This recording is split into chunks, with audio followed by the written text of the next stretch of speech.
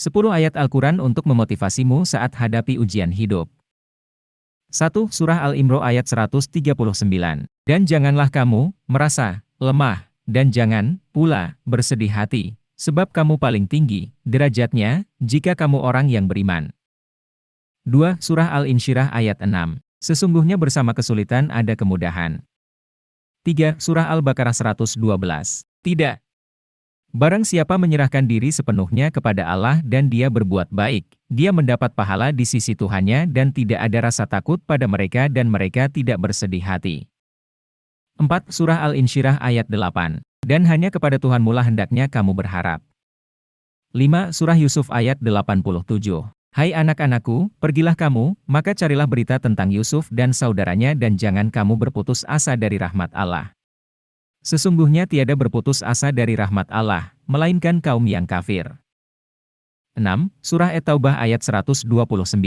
Jika mereka berpaling dari keimanan, maka katakanlah, cukuplah Allah bagiku, tidak ada Tuhan selain Dia. Hanya kepadanya aku bertawakal dan Dia adalah Tuhan yang memiliki arsy yang agung.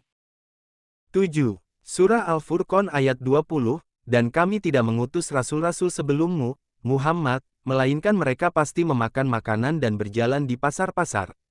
Dan kami jadikan sebagian kamu sebagai cobaan bagi sebagian yang lain. Maukah kamu bersabar?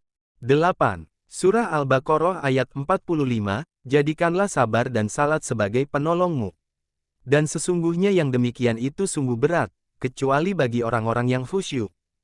9. Surah Al-Furqan ayat 75, mereka itulah orang yang dibalasi dengan martabat yang tinggi, dalam surga, karena kesabaran mereka dan mereka disambut dengan penghormatan dan ucapan selamat di dalamnya. 10.